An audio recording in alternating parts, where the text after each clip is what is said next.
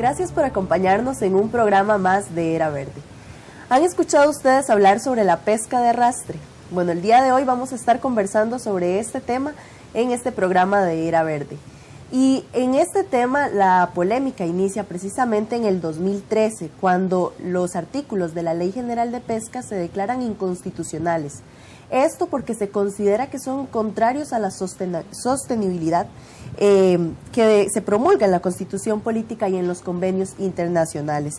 Y por esta razón se ordenó no otorgar más licencias para la pesca de arrastre de camarón. Ahora, durante estos años el gobierno ha estado planteando una propuesta de proyecto de ley para la pesca de arrastre, con la cual muchos sectores han tenido diversas posiciones. Y el día de hoy vamos a desarrollar un poquito esto desde diversas posiciones que se han generado.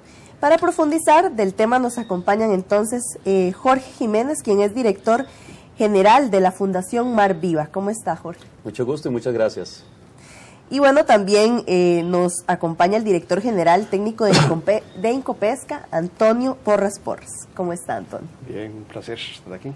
Muchas gracias a ambos por acompañarnos y por compartirnos también diversas posiciones sobre este tema para que nos informemos un poquito más de cómo está esta situación actualmente. Empecemos por algo básico entonces. Antonio, en términos generales, ¿en qué consiste la pesca de arrastre?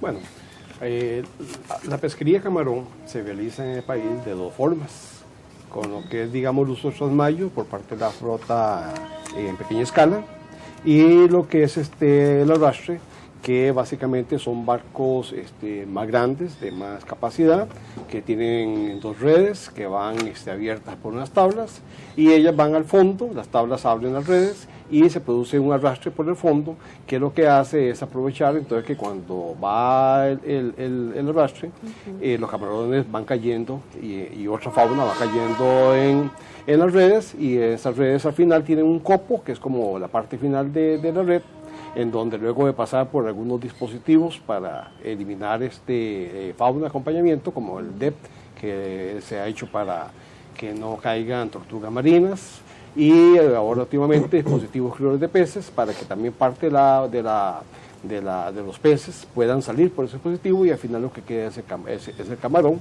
y una parte de fauna de acompañamiento.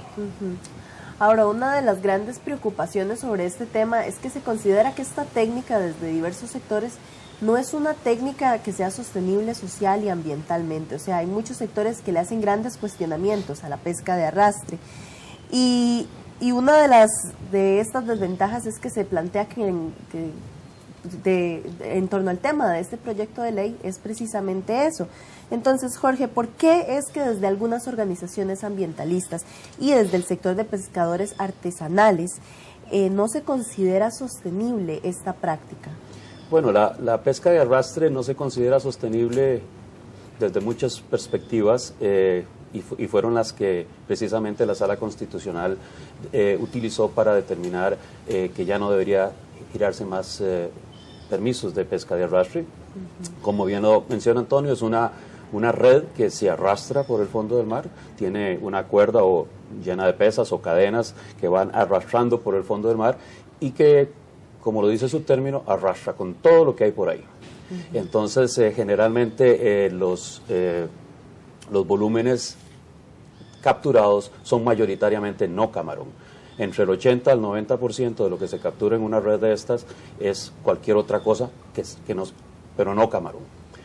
Tenemos casi un 50% de peces, en algunos casos 40% de crustáceos, de moluscos, y como bien lo indica la sentencia de la Sala Cuarta, el daño no se limita únicamente a la fauna extra que captura, también hace daño sobre el fondo, levanta los sedimentos, los pone en suspensión, altera el paisaje marino, y con la captura de esa gran cantidad de peces, la mayor parte de ellos pequeños, que no han alcanzado su talla de reproducción, está afectando el bienestar de la pesca artesanal, que depende de esos peces para su subsistencia.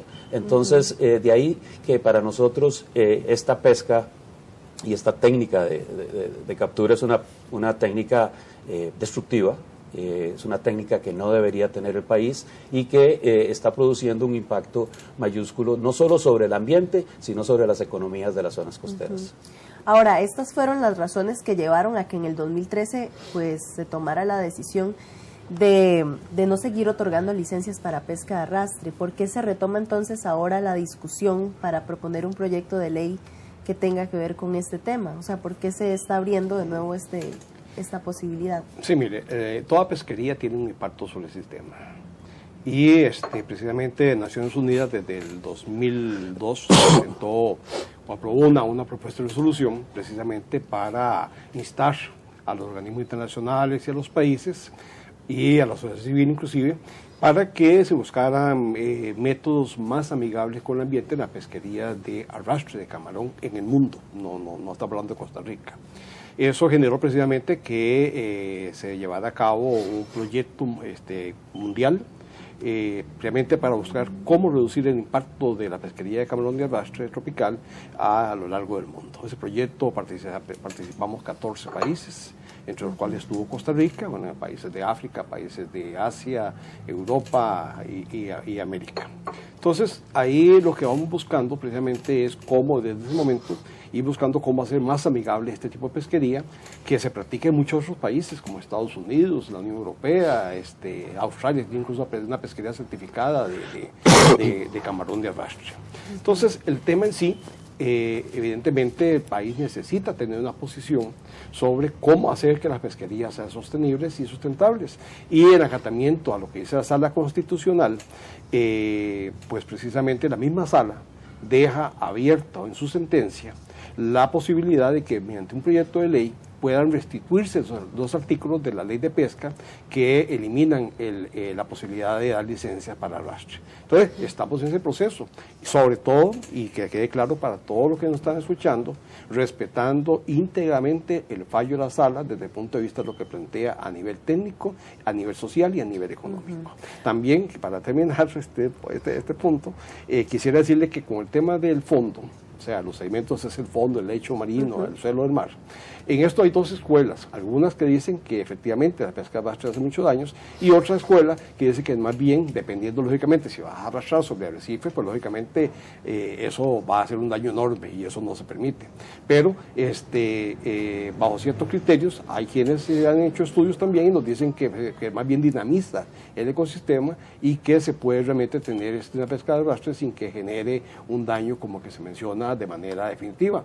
Inclusive hay técnicas ahora, unas puertas, digamos que son como las tablas que utilizan aquí, que se pueden utilizar un sistema tecnológico de innovación tecnológica, que son unas puertas aerodinámicas, que el impacto que hacen contra el suelo puede ser mucho menor. Hay muchas otras técnicas, pero ahora seguimos hablando. Sí, vamos a desarrollar un poquito más sobre propuestas y diferentes perspectivas que hay en torno a este tema. De momento vamos a hacer una breve pausa y ya casi volvemos con más de Era Verde.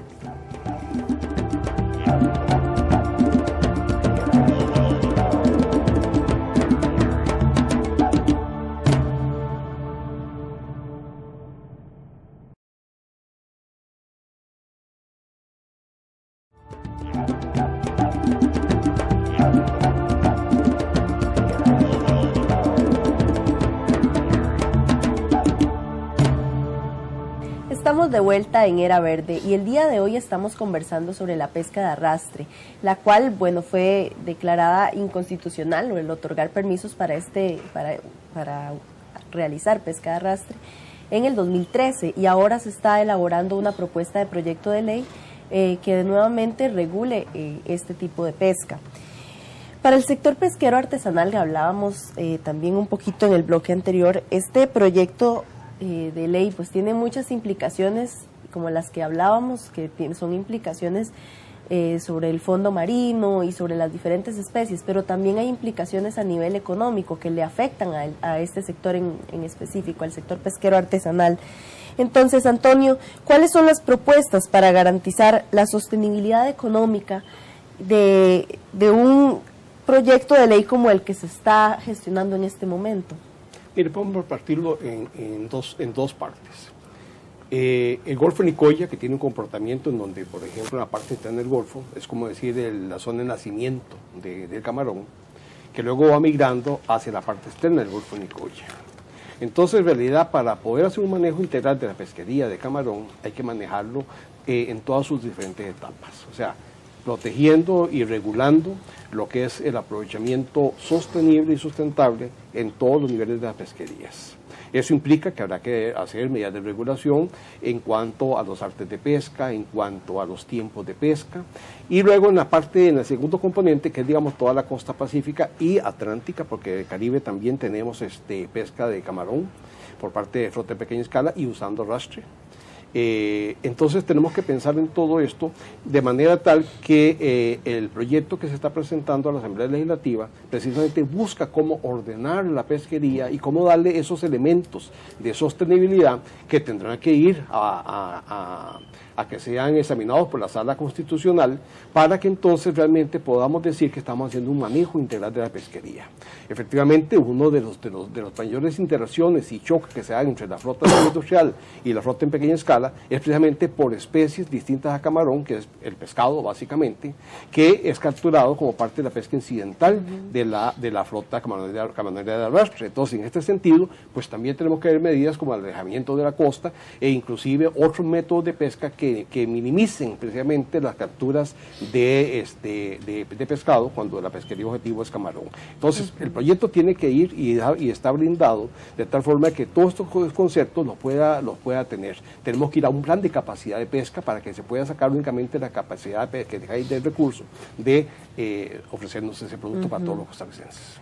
Ahora, Jorge, desde los diversos sectores se mantienen como 3 razones principales por las cuales se cuestiona pues toda esta iniciativa de este proyecto de ley, que tiene que ver pues con el daño al fondo marino, que es lo que hemos venido hablando, el daño que se puede dar a otras especies, el daño a las economías de pesca artesanal, pero además la elaboración en sí del proyecto y todo el proceso que se ha dado ha recibido fuertes cuestionamientos por los procesos de diálogo, la transparencia, y ha recibido algunas críticas. Desde las organizaciones ambientalistas, desde el sector pesquero artesanal, ¿cómo se valora este proceso? El proceso ha sido terriblemente defectuoso, terriblemente mal diseñado y peor implementado. Es un proyecto que no viene a cumplir con lo requerido por la Sala Cuarta. La Sala Cuarta dice en un proyecto de ley que venga a restaurar la pesca de arrastre debe tener amplio apoyo científico y debe demostrar de que los daños que hemos venido enumerando ya no se dan. Este proyecto de ley no tiene nada de eso. Tiene la carreta por delante de los bueyes, donde básicamente dicen reactivemos otra vez la pesca de arrastre, inclusive reactivemos aquellas licencias que ya se habían vencido y vamos a empezar a ver cómo hacemos esto sostenible. Vamos a ver si es cierto que haciendo esto y aquello, pero en realidad así no es como lo pide la Sala Cuarta. La Sala Cuarta dice, demuéstreme que ya existe una técnica que no hace daño y usted puede presentarme un proyecto de ley para restaurarlo. Aquí no se está haciendo eso, se está restaurando y viendo a ver si en el futuro, por medio de directrices y técnicas a aprobar por Incopesca, dentro de junta directiva está el presidente de la Asociación de Arrastreros, van a determinar si esto es viable o no. Este proyecto nace de un mal llamado proceso de diálogo, donde se trató de concertar a los diferentes sectores, una idea que a nosotros al inicio nos pareció muy bien, pero que posteriormente resultó en la renuncia de este proceso de 15 organizaciones ambientalistas, 40 organizaciones de pescadores artesanales del Pacífico Norte, el Pacífico Central y el Pacífico Sur, y al final yo no sé con quién dialogaron, porque básicamente se quedaron solos hablando. Es decir, no hubo un diálogo y de ahí salió un proyecto, obviamente construido no dentro del proceso de diálogo y en una forma totalmente no transparente, y de ahí sale este proyecto de ley que realmente, como digo, es totalmente defectuoso y no cumple con lo que la Sala Cuarta está pidiendo. ¿Cómo responde Incopesca ante todos estos cuestionamientos también que se hacen? Claro, mire, don Jorge, yo considero que fue primero que todo un error que las ONGs que han salido del proceso. Y lo considero porque en realidad es la forma de construir realmente un mecanismo en que estén representados todos los intereses, inclusive el ecológico, que también lo compartí en Incopesca. Me parece que don Jorge no ha leído bien el proyecto. la propuesta de proyecto, la última versión por lo menos. Muy bien. Bueno, porque precisamente el proyecto no es para restaurar licencias. Y ese es el primer punto. O sea, no es que el proyecto se aprobó el martes, de la próxima, mañana martes, y ya inmediatamente el miércoles estamos renovando licencias, ni mucho menos. No. El proyecto lo que hace simplemente es marcar las pautas de qué es lo que debe cumplir la pesquería para poder, con base en lo que dijo la Sala Constitucional, y una vez que esté demostrado que se ha cumplido con esos preceptos, es que entonces se le autoriza al Incopesca poder renovar licencias o emitir licencias. Entonces son cosas diferentes. El proyecto no está hecho para devolver las licencias a la flota semi-industrial. El proyecto está hecho para darle sostenibilidad al aprovechamiento y sustentabilidad al aprovechamiento del camarón en general. Y cuando hablamos de camarón, para que todos los costarricenses estemos claros, no solo estamos hablando de una especie, estamos hablando cerca de 7, 8, 9 especies. Que hay que manejarlas de manera diferente y bajo el principio que las pesquerías lo importante es regularlas para que su aprovechamiento realmente vaya en concordancia. ¿Que el país tiene deudas históricas en ordenamiento pesquero? Por supuesto que sí, y eso estamos clarísimos, pero también estamos claros de que hay mucha gente que depende, y eso se demostró en el proceso de diálogo, hay mucha gente, y no solo pescadores, que dependen de esta actividad y es importante que la hagamos bien. Bueno, seguiremos hablando un poquito más en el siguiente bloque sobre las implicaciones también que tiene esta actividad, tanto económicas, sociales y sobre las diferentes perspectivas que hay respecto al tema. Vamos a hacer de momento una breve pausa y ya casi volvemos con más de Era Verde.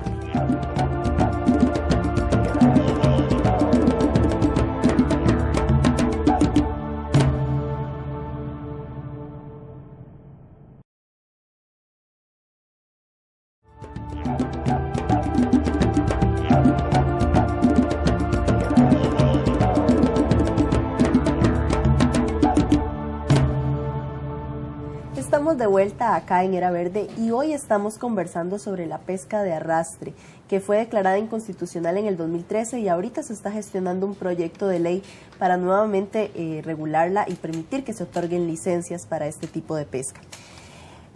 Bueno, es importante que hablemos también de cómo esto afecta y tiene que ver con las poblaciones marinas, costeras, ¿verdad? Con todas las comunidades que se encuentran en esta zona, ya que estas comunidades pues han sido históricamente rezagadas económicamente, han sido comunidades olvidadas dentro de muchas políticas de los gobiernos que hemos tenido en el país y pues no se han planteado muchas veces soluciones o alternativas para garantizar que la economía de estas comunidades pues sea beneficiada. En el caso de los pescadores artesanales, pues no es la excepción. Este tema tiene pues muchísimo que ver con este tipo de producción, también la producción artesanal. Jorge, ¿qué propuestas de producción, qué propuestas de empleo se plantean desde el sector ambientalista que sean alternativas, ya que se critica la pesca de arrastre?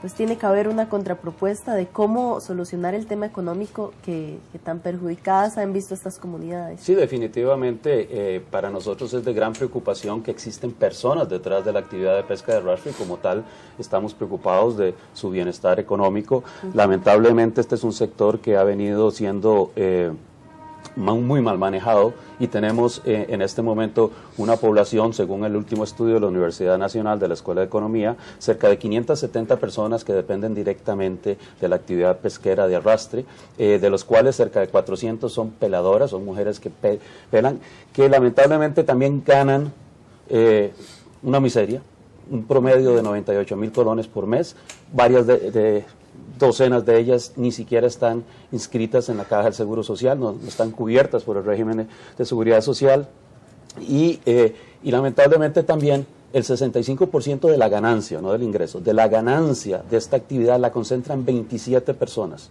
los dueños de licencias.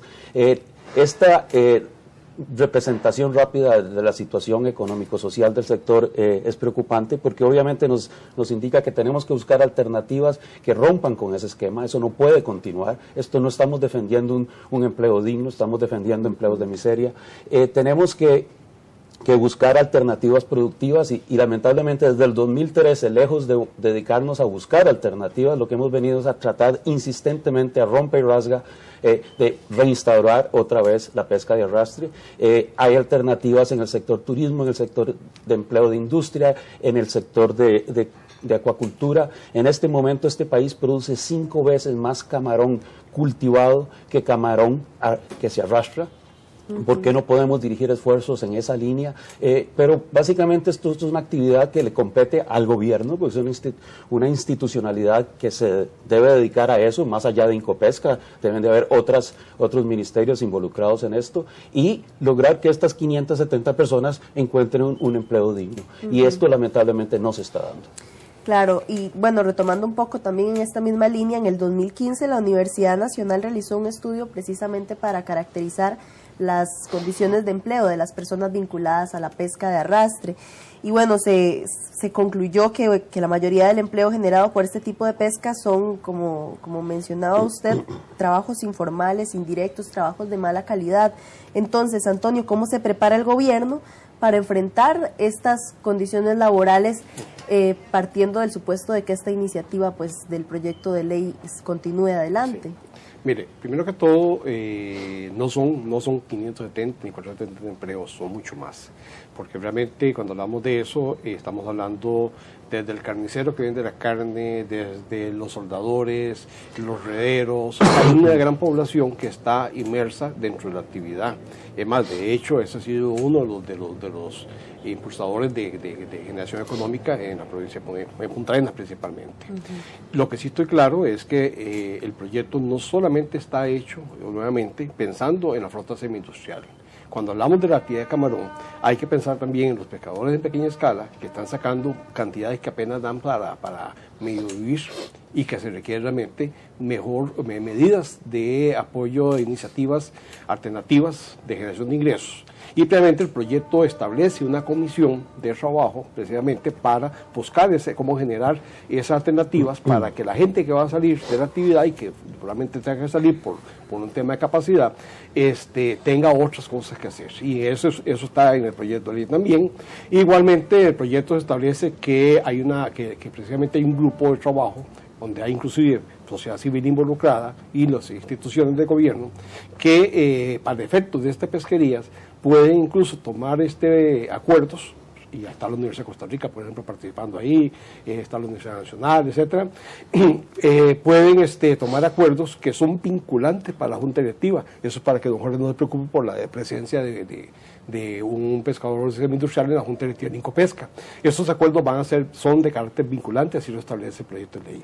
Pero más que todo, y sobre la base de qué es lo que hay que hacer, sí, efectivamente, tenemos que buscar alternativas de generación de ingresos para zonas costeras. El gran problema ha sido que el mar se ha convertido básicamente en la finca de todos y de nadie. Y en ese sentido, lamentablemente, ha faltado inversión pública para generación de proyectos. Yo creo que en esto las ONGs también pueden participar y apoyar. Hay temas tan importantes como el tema de los piangüeros, por ejemplo, que es un grupo muy, muy vulnerable socialmente y que realmente con buen manejo y con apoyo económico de ONGs, por ejemplo, podríamos sacar un proyecto bonito que daría bienestar a una población muy deprimida.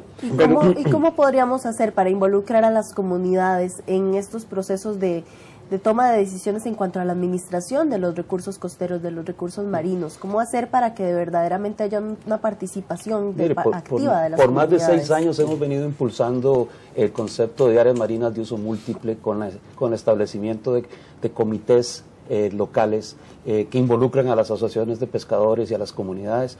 Por 6 años hemos pedido al gobierno que se implemente, hemos redactado decretos ejecutivos, a don Antonio le consta que tenemos años de estar trabajando en esto y pasan los gobiernos y los gobiernos no toman las decisiones para crear una estructura de gobernanza marina eficaz que permita el involucramiento de las comunidades costeras en las tomas de decisiones. Seguimos con una percepción centralista donde alguien en un escritorio en San José es el que determina lo que debe hacerse en las costas. Yo creo que realmente el tema es muy complejo, no lo vamos a cubrir aquí, pero adolece de una gran serie de deficiencias que tienen que ver no solo con la pesca de arrastre, sino con el manejo en general de nuestros mares, un área, un recurso público que ha sido, como bien dice Antonio, abandonado al mejor postor, al que llegue primero y al que arrastre más.